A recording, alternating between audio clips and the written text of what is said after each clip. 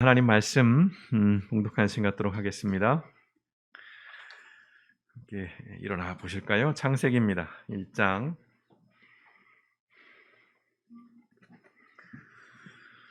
26절에서 28절입니다. 우리 한 목소리 같이 합독하시겠습니다.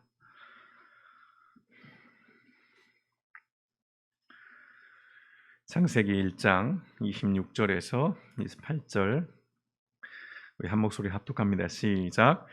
하나님이 이르시되 우리의 형상을 따라 우리의 모양대로 우리가 사람을 만들고 그들로 바다의 물고기와 하늘의 새와 가축과 온 땅과 땅에 기는 모든 것을 다스리게 하자 하시고, 하나님이 자기 형상 곧 하나님의 형상대로 사람을 창조하시되 남자와 여자를 창조하시고, 하나님이 그들에게 복을 주시며 하나님이 그들에게 이르시되 생육하고 번성하여 땅에 충만하라, 땅을 정복하라, 바다의 물고기와 하늘의 새와 땅에 움직이는 모든 생물을 다스리라 하시니라. 아멘. 좋으신 아버지 하나님, 한 주간 은혜 속에 살고 또 하나님 앞에 나와 예배합니다. 우리의 시간을 드리며 우리의 몸을 드리며 우리의 마음을 드립니다.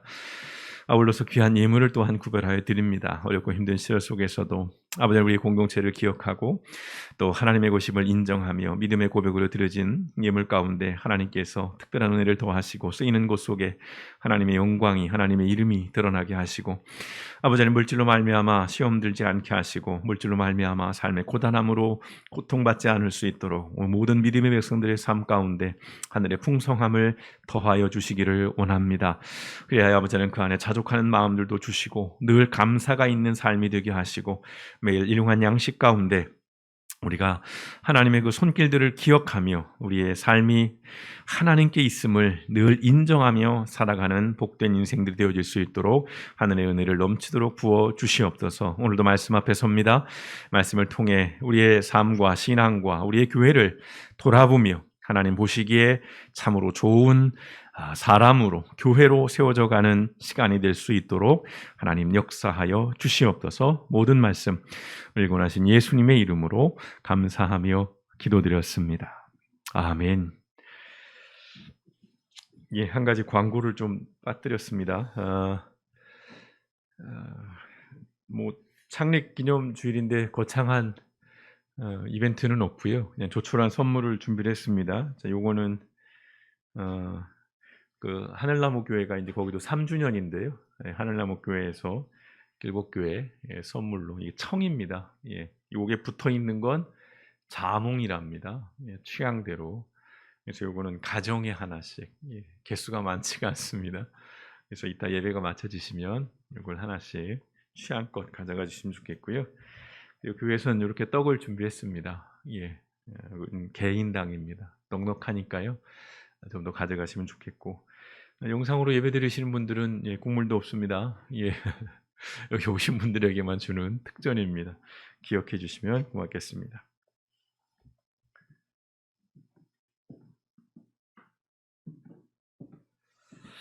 예, 제가 창세기 1장 말씀으로 이제 몇 주간에 걸쳐 사실은 연속적으로 말씀을 좀 전해 오다가 지난주 제가 오지 못하면서 조금 이 설교 일정이 좀 꼬였습니다. 시대를 말하다라고 하는 딱딱한 주제로 거창한 인문학적인 얘기들만 쏟아냈었는데, 그 결론이 사실은 이제 맺어져야 되는데 요게 스케줄이 좀 약간 꼬이게 되었는데요.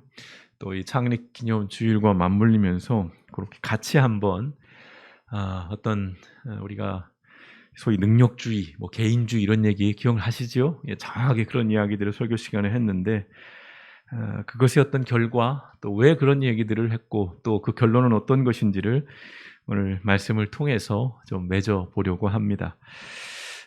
오늘은 길복교 12번째 생일입니다. 12살. 예. 적지 않은 나이죠. 이제 어느 정도 말귀 다 알아듣고 말도 많을 수 있는 그런 정도. 12년 짧지 않은 그런 시간입니다. 처음부터 또는 중간에 여러분들 함께해 주셨는데 여러분들께 깊은 감사 그리고 존경의 마음을 전합니다. 큰 교회를 다니는 일은 어렵지 않아요. 되게 쉽습니다. 되게 편하고. 그런데 길복교회처럼 이렇게 작은 교회를 다니는 일은 굉장히 어렵습니다. 늘 갈등하게 되고 고민하게 되고 옮길까 떠날까 저쪽은 주차장도 있고 저쪽은 아이들도 다 봐주고 저쪽은 뭐 이렇게 유명인들이 와서 이렇게 특강도 하고 이제 막 그런 마음들 이 작은 교회를 참 지킨다는 게 어려운 일인데요. 갈 때 가시더라도 아직은 가지지 않으셨으면 좋겠습니다. 제가 아직 아파요.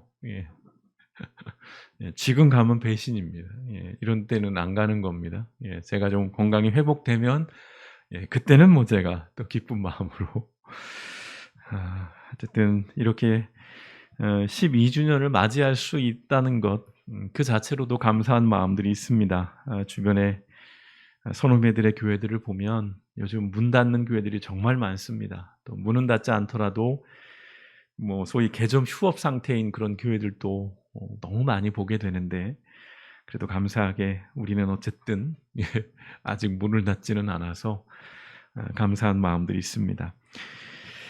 길복교회에서 제가 12년째 목회를 해오고 있지만 교회는 저의 평생의 고민입니다. 개척을 준비하면서도 그랬고 또 목회를 하는 동안에도 사실은 끊임없이 고민하고 고뇌했습니다. 성도님들이 보시는 것보다 제가 훨씬 더 섬세한 캐릭터라서요. 아주 오만 가지 생각 속에 빠져 삽니다. 그래서 지금 몸이 아팠던 것 같기도 하고요. 제가 끊임없이 이렇게 고민하고 또 고뇌하는 이유는 분명합니다. 교회이기 때문입니다. 교회이기 때문이에요. 세상의 관점에서 볼 때요, 대형 교회는 주식회사로 그렇게 바라봅니다. 주식회사라고 그렇게. 그럼 길복교회처럼 작은 교회는 뭘까요? 영세 자영업자입니다. 자영업으로 이렇게 세상에서는 봐요.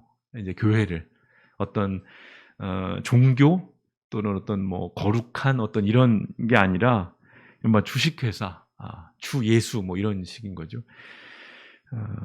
또는 어떤 자영업으로 분류를 하는 겁니다. 뭐 결국은 돈 벌려고 하는 거지 뭐 이런 식의 인식들. 특별히 코로나 이 사태를 맞이하면서 사실은 교회들이 그런 비판을 많이 더 받았습니다.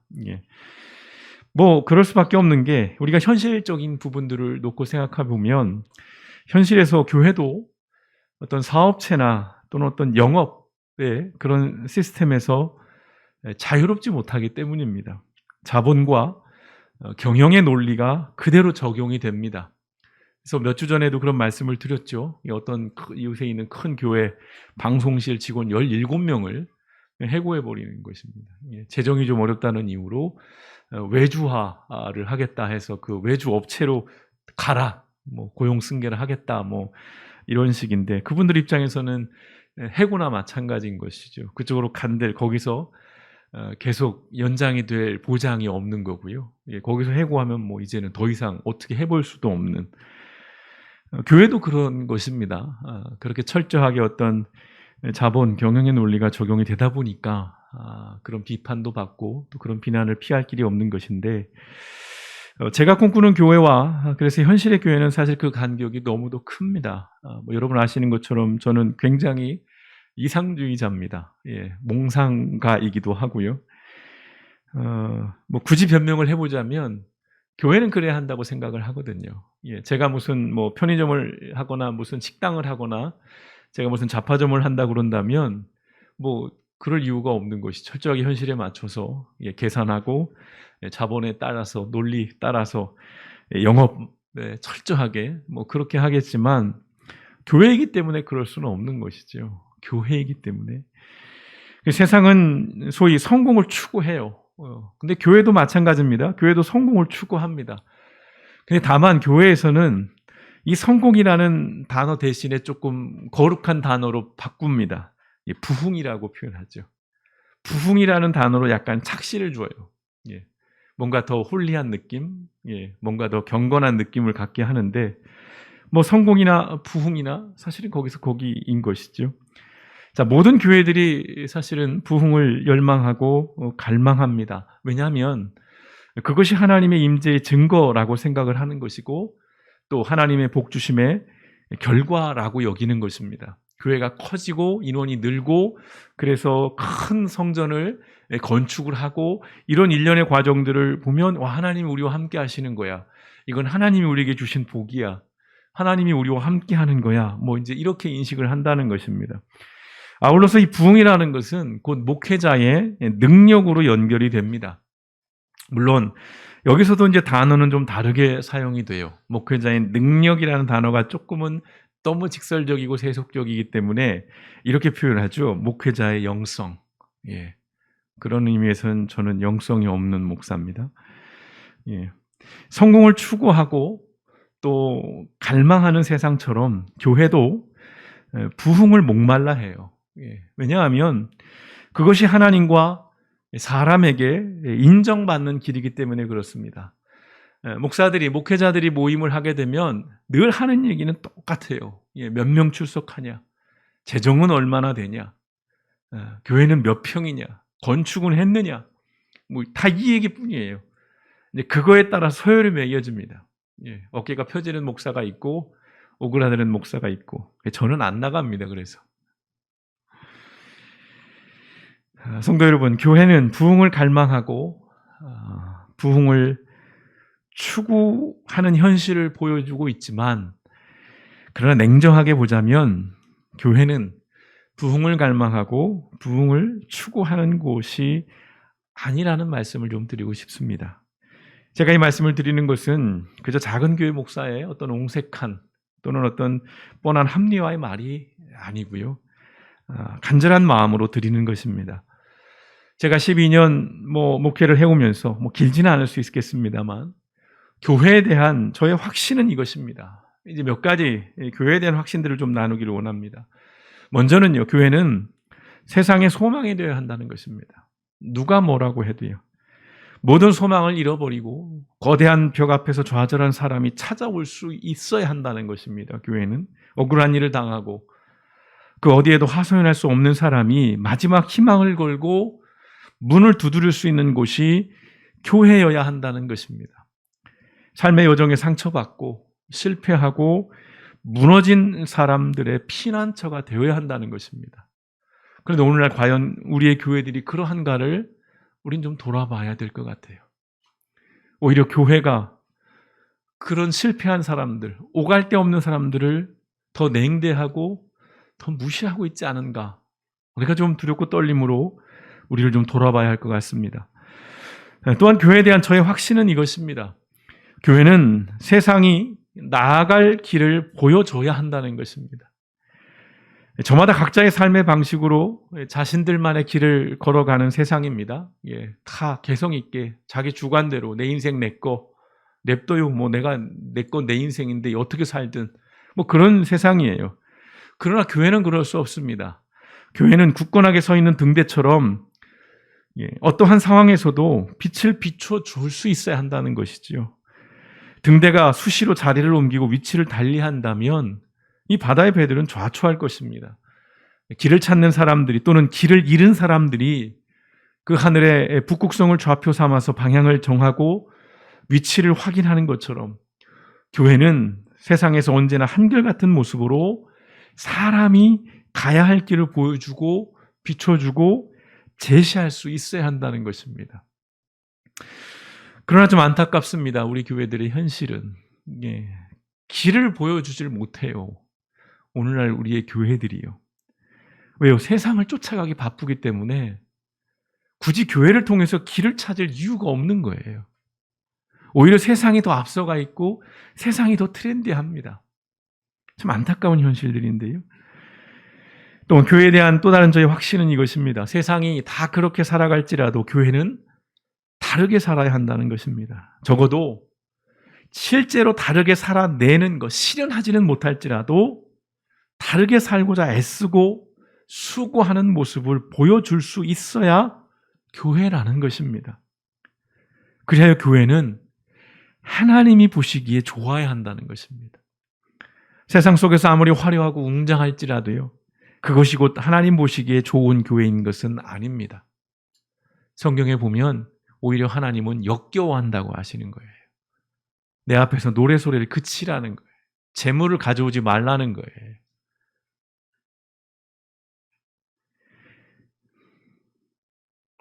하나님이 보시기에 좋은 교회는요, 세상에 함부로 할 수 없어요. 세상에 함부로 못합니다. 오늘날 교회가 조롱을 당하는 이유는 뭡니까? 다른 거 없어요. 하나님 보시기에 좋지 않은 교회이기 때문입니다. 이게 너무 중요한 거예요. 하나님이 보시기에 좋은 교회는 세상이 함부로 못해요. 조롱하거나 비난 못합니다. 그렇게 할 수가 없어요. 왜요? 압도당하기 때문에. 예전엔 교회가 세상을 걱정했습니다. 근데 요즘은 세상이 교회를 걱정하고 있다는 이 말들 우리가 심심치 않게 듣고 있지요. 참 안타까운 통탄할 일입니다. 아울러 교회에 대한 저의 확신은 이것입니다. 이것이 이제 가장 중요한 핵심인데요. 교회는 성공을 추구하는 곳이 아니라 의미를 추구하는 곳이어야 한다는 것입니다. 여러분, 교회는 건물이 아닙니다. 사람이에요. 교회는 사람입니다.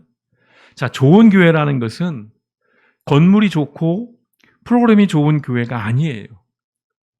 좋은 교회라는 것은 사람이 있는 교회입니다. 숫자를 말씀드리는 게 아니에요. 막 1000명, 10,000명이 있는 그게 좋은 교회가 아니라 사람. 교회에는 사람이 있어야 돼요. 사람을 지으시고 하나님은 보시고 좋아하셨어요. 창세기 우리가 계속 읽고 있는 그 말씀 보시면. 교회란 바로 그 사람들의 모임인 것입니다. 하나님이 보시고 좋아했던 그 사람들이 모여있는 곳이 교회인 것이에요. 하나님께서 사람을 당신의 형상으로 만드시고 창조세계를 관리할 사명을 주신 것은 사람에게요, 성공적인 인생을 살라는 것이 아니라 의미 있는 인생을 살라는 명령이라는 것입니다. 성공함을 바라시는 게 아니에요, 하나님은. 의미 있는 인생을 살라는 것입니다. 하나님 보시기에 좋은 사람은 성공적인 인생을 살아가는 사람이 아니라는 것. 여러분 잊지 마십시오. 자, 의미 있는 삶을 살아가는 사람들인데 그런 사람들이 함께하는 교회가 진짜 좋은 교회라는 것입니다. 교회는 세상에서 성공하고 출세하고 번성하기 위한 욕망을 가진 사람들이 모이는 곳이 아니에요. 그런 현실은 그렇죠. 큰 교회를 왜 갑니까? 물론 여러 가지 이유가 있습니다. 그러나 우리가 무시 못할 이유는 뭐냐면 거기서 인맥이 형성되기 때문입니다. 내가 사업을 하기 위한 너무 좋은 환경들이 그 안에 있기 때문이에요. 서로 밀어주고 끌어줄 수 있는 그런 관계를 가질 수 있는 사람들이 너무 많기 때문에. 물론 그걸 전 다 나쁘다고 보지는 않습니다. 그것이 어떤 합법적인 선언에서 이루어진 것이라면 굳이 그걸 색안경을 쓰고 보고 싶지는 않은데, 더러 교회라는 곳을 통해서 성공하고 출세하고 번성하려고 하는 그런 욕망을 풀어내는 그런 곳으로 이용하려고 하는 사람들이 더러 보인다는 것이죠. 교회는 하나님의 뜻을 따라 의미 있는 삶을 살아가는 그런 것들을 추구하는 사람들의 모임이라는 건 여러분 꼭 기억하시면 좋겠습니다. 여러분, 의미 있는 삶을 추구한다는 것이 뭘까요? 이제 이 이야기들을 앞으로 좀 나눠볼 텐데요. 아주 축약해서 말씀드리면 이렇습니다. 개인적인 삶을 넘어서 관계적이고 공동체적인 삶을 고민하는 것이죠. 고민입니다. 고민하는 거예요. 그리고 공공의 선이 무엇인가를 늘 생각하며 사는 삶입니다. 이게 의미 있는 삶을 추구한다는 것일 거예요. 그래서 앞서 말씀드린 시대를 말한다 해서 오늘날 우리 시대의 정신, 개인주의, 나만 아니면 되고 나만 잘 먹고 잘 살면 되는 것이고, 능력주의, 그것을 굉장히 공평한 것으로, 굉장히 정의로운 것으로 포장하지만 실은 불평등을 해소하려 하지 않는, 아주 어찌 보면 우리 사회에 해악을 끼치는 것 중에 하나인 이 능력주의, 거기에 교회도 무비판적으로 아무런 거부감 없이 그것이 마땅한 것으로 받아들이고 있는 이러한 현실 속에서는 모두가 다 성공을 위한 삶을 살 뿐이지 의미를 추구하는 그런 인생은 찾아볼 수 없다는 것입니다. 세상은 그럴 수 있어요. 근데 교회는 그래서는 안 되는 것인데 교회조차도 성공을 위한 그 삶에 앞다투고 있다는 것입니다. 우리의 삶은 관계적이에요.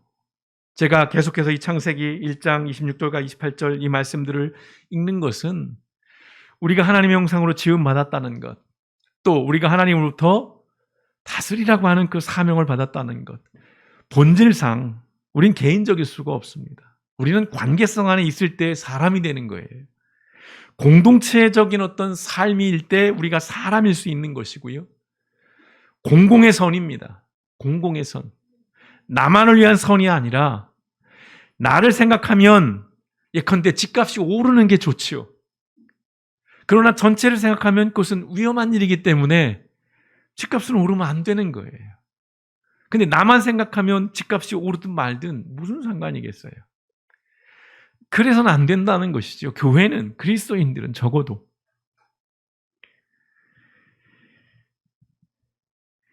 의미를 추구한다는 것은요, 하나님 보시기에 좋았던, 그 창조하시고 하나님이 보시고 정말 심히 좋았다라고 말씀하셨던 바로 그 사람으로 사는 것입니다. 참 어려운 얘기예요. 왜냐하면 그 사람은 타락 이전의 사람이거든요. 그러니까 우리가 포기하자는 것은 아니고요. 추구하자는 것입니다. 그게 의미 있는 삶을 추구하는 삶인 것이죠. 저는 길복교회가 이런 교회가 되기를 소망하고 꿈꾸고 도전했으면 좋겠습니다. 원하는 목표에 도달하지 못할지라도 포기하지 않았으면 좋겠고요. 또 더딘 걸음일지라도 계속 전진해 나갔으면 좋겠습니다. 목사님, 그럴 시간이 어디 있어요? 빨리 우리도 어떻게 해서 사람 모으고 인원 좀 늘리고, 안타깝게도 저에겐 그럴 만한 재주와 능력이 없습니다. 그러나 분명한 것은 우리는 의미를 추구해 나가야 한다는 것입니다. 하나님이 보시기에 좋았던 바로 그 사람이 무엇인가를 계속 고민하면서 교회 안에 그러한 사람들이 있기를, 교회 안에 그 사람들을 통해서 교회가 진짜 좋은 교회로 그렇게 세워져 가는 그런 일들에 우리가 더 고민해 봤으면 좋겠습니다. 세상에서 볼 때는 부흥하지 못한 교회일지라도 하나님이 보시기에는 좋은 교회가 되었으면 좋겠습니다. 그러기 위해서 우리가 하나님 보시기에 좋았던 그 사람으로 회복해 나가야 할 것입니다. 여러분, 다시 말씀드립니다. 그 사람은 어떤 사람이에요? 의미를 추구하며 살아가는 사람입니다. 하나님이 처음 사람을 만드셨을 때 아담과 하와를 통해서 그들에게 성공적인 인생, 출세하는 그걸 위해서 만드신 게 아니잖아요. 성도 여러분의 삶이 성공을 추구하는 인생이 아니라 의미를 추구하는 인생이 되시길 주님의 이름으로 축원드립니다.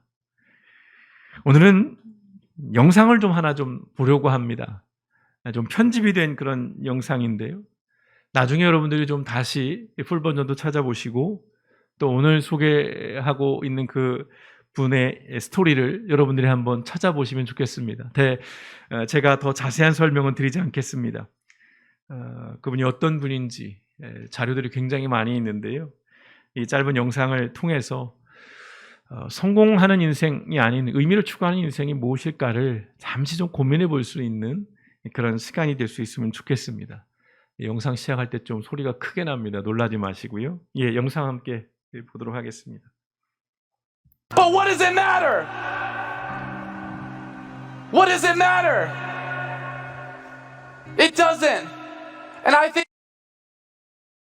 the greatest tragedy in life is we're going to look back one day and say, I was successful in things that don't matter.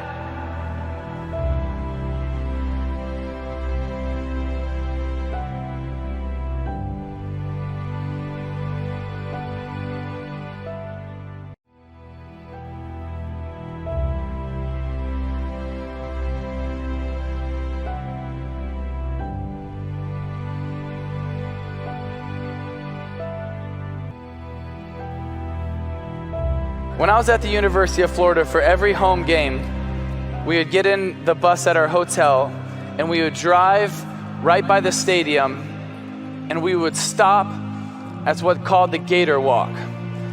And every game I played there was probably 20 to 40,000 fans at this Gator Walk ready to greet us as we get off the bus. I would see all these people. I gotta tell you, there were a lot of voices that started to hit me. One of the first voices that instantly hit me was pride and arrogance, because I would look out and I would see thousands of jerseys with my number on it. I would look out and I would see Bible verses that they were wearing because I wore them. And so for a second you thought, dang, I'm something. They're here for me. This is pretty cool. I must be somebody. That voice hits your head. But you know what's one thing that's been sad to me, my life growing up in the church? So I'd be at a lot of cool events and you'd hear people share and talk, and you would see people rally and want to go do something for Jesus, but then when it ends, people just get back to their normal life. There's a picture that I stumbled across, and it's one of Time's 100 most influential images of all time. And it's the picture of this young girl. She's on her way from her village to a feeding center not far away.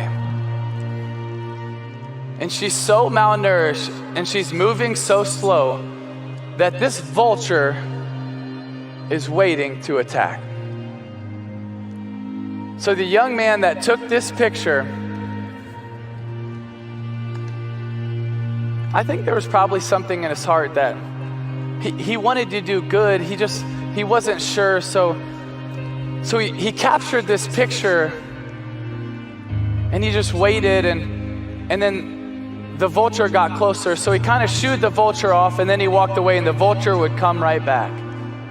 And he was told, because of some of the sicknesses in the areas, don't touch anybody, don't do anything. And so he didn't. He didn't. He did nothing. Because apparently the cost was too much. So he left. He went back. The New York Times published this photo in 1993. In 94, he won the Pulitzer Prize for this photo. 4 months after this, he chose to end his life.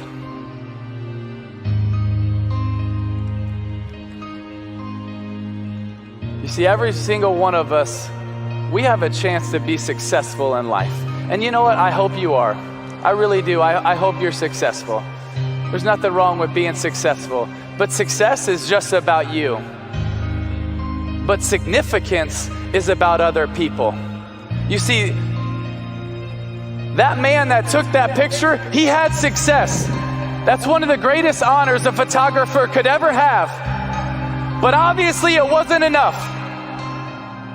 It wasn't enough. So what's going to be enough for you? You see, success is great. You can do a lot of things with it, but it's not going to be fulfilling. And you can never forget that sense of urgency, that it's not about your timeline, it's about their timeline. While you might have 30, 40, 50 years, they have days, minutes, moments.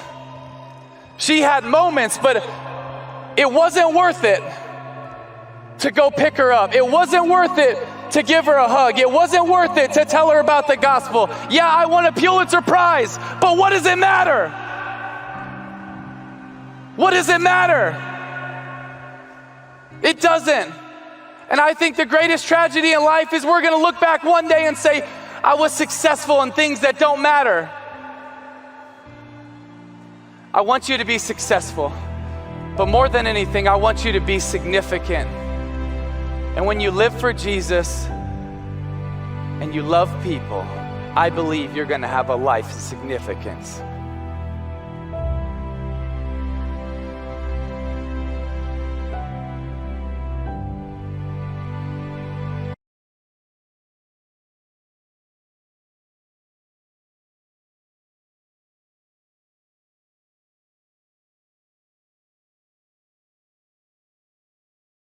저걸 놓고 늘 게임하는 굉장히 그 캠페인을 많이 하는 분인데 그냥 그걸 여러분들이 좀 키워드로 가질 수 있으면 좋겠습니다. 성공이라는 키워드와 의미라는 키워드 우리가 이제 12주년을 맞으면서 그런 고민들을 했으면 But what does 좋겠습니다. it matter? 또 보게요. 저게 굉장히 강렬합니다. 무슨 상관이야. 내가 필리처상을 받았고 난 유명해졌는데 난 성공했어. 뭐 어쩌라고 뭐 이런 식. 오늘날 많은 사람들이 갖는 그런 생각들이지요. 그러나 여러분 기독교 신앙은 더 유능하고 더 실력 있는 사람들을 만들기 위한 것이 아닙니다. 우리 아이들도 있지만 더 많이 사랑하고 더 많이 섬기는 사람들을 만들려고 하는 거예요. 교회는 사람에 대한 연민을 가질 줄 알고 긍휼의 마음을 갖는 것, 그게 능력입니다. 그게 진짜 능력이라는 것이에요. 사람을 사람으로 살아가게 하는 것이 진정한 사람이고 그것이 진정한 성공이라는 것이지요. 다시 말씀드립니다. 우리 길봇 교회가 그런 사람들이 모여 있고 그런 사람들을 만들어내고 키워내는 그런 곳이었으면 좋겠습니다. 하나님 보시기에 좋았던 바로 그 사람이 있는 교회가 될 수 있으면 좋겠습니다. 우리 여기 있는 우리 자녀들 그 사람으로 살아갈 수 있도록 여러분들이 지금부터 가르치고 본을 보일 수 있으면 좋겠습니다. 우리 모두가 하나님께서 보시기에 좋았던 원래의 그 사람을 조금씩 회복하며 살아가시길, 그리하여 그 사람들이 모인 하나님이 보시기에 진짜 좋은 길봇 교회가 될 수 있기를 주님의 이름으로 축원드립니다. 기도하시겠습니다.